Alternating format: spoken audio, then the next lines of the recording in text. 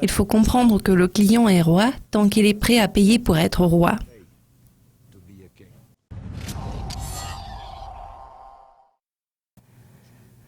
Aujourd'hui, j'ai le plaisir d'accueillir Monsieur Lorenzo Stoll. Il est directeur général de Swiss International Airlines en Suisse romande. Lorenzo, bienvenue. Bonjour. Quelle est votre perception d'un bon leadership? À mon avis, un bon leadership est un leadership qui donne du sens, qui inspire les gens à atteindre des objectifs ambitieux.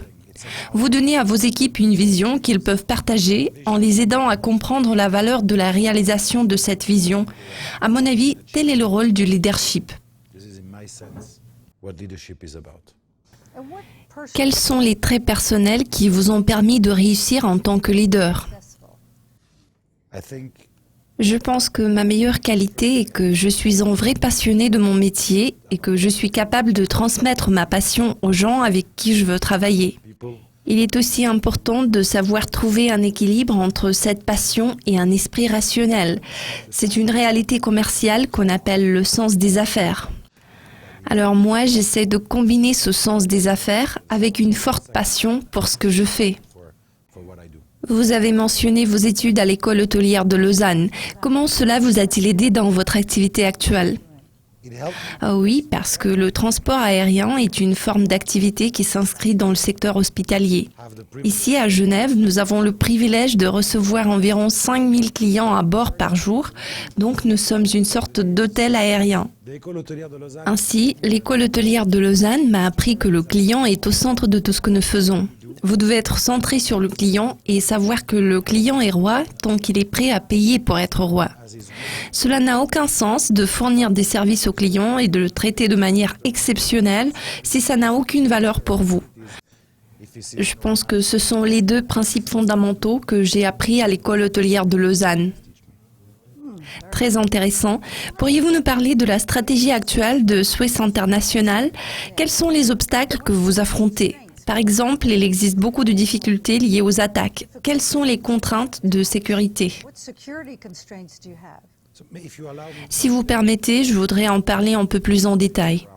Avant d'aborder le sujet des contraintes de sécurité, je voudrais parler des restrictions générales qui pèsent sur l'activité d'une compagnie aérienne internationale telle que Swiss International Airlines à l'heure actuelle.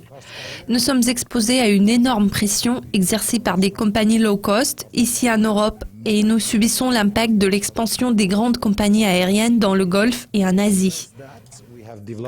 Pour faire face à cela, nous avons mis au point une stratégie visant à étendre nos services et améliorer notre qualité sur le long terme pour être en mesure de surpasser nos concurrents ou au moins rivaliser avec des transporteurs low cost en Europe avec des prix compétitifs sans perdre en qualité ni en valeur que nous offrons à nos clients. Pour répondre à votre question concernant les contraintes de sécurité, je n'envisage pas la sécurité en tant qu'une restriction. La sécurité fait partie de notre travail quotidien. Cela fait partie de notre promesse de qualité que nous avons faite à nos passagers en nous engageant à garantir leur sécurité à bord de nos aéronefs. La situation actuelle a soulevé des préoccupations à l'égard de la sécurité. Nous avons repensé notre approche en matière de sécurité, mais nous ne considérons pas la sécurité comme étant une contrainte. Nous voyons cela comme un service nécessaire que nous offrons à nos passagers.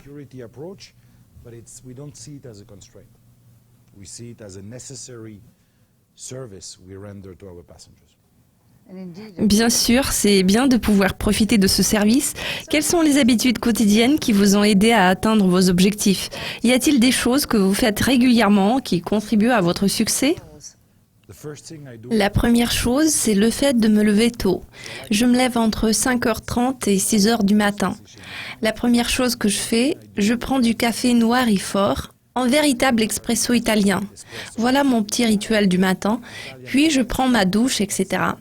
Quand j'arrive au bureau, la première chose que je fais est de consulter mon planning journalier pour voir ce qu'il faut que j'accomplisse au cours de la journée.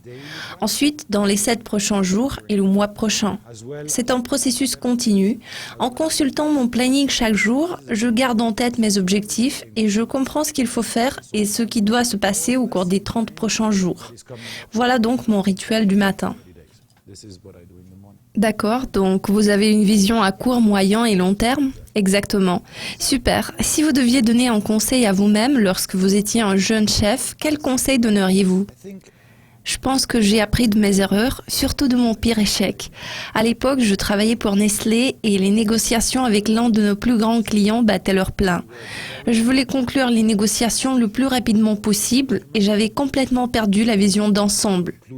Donc, je n'avais pas vu les différents pièges qui se trouvaient sur mon chemin lors de ces négociations. Voilà pourquoi j'ai échoué. Nous avons conclu la transaction, mais à un prix beaucoup plus cher qu'on ne l'avait pensé. La leçon que j'ai tirée de cette situation et le conseil dont je me sers toujours est de ne pas être impatient. Le succès se crée au fil du temps. Il est également important de ne pas perdre de vue les choses qui se passent autour de votre objectif principal parce qu'il y a beaucoup de facteurs à prendre en compte et à garder à l'esprit.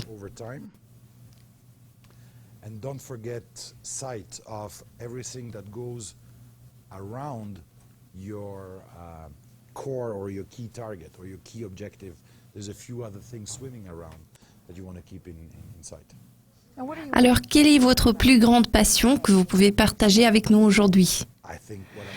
Je pense que ma plus grande passion est de construire le succès de Swiss en Suisse romande et en Europe occidentale à moyen terme et de jouer le rôle d'un laboratoire d'innovation au sein du groupe pour notre industrie et les compagnies aériennes ici en Suisse.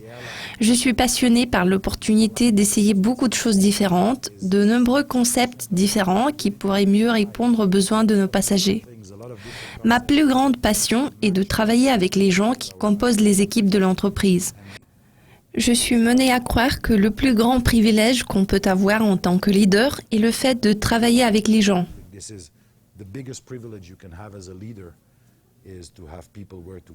Parfait, merci. Ma toute dernière question est la suivante. Comment peut-on réserver un vol avec Swiss? C'est très facile de réserver des vols avec Swiss.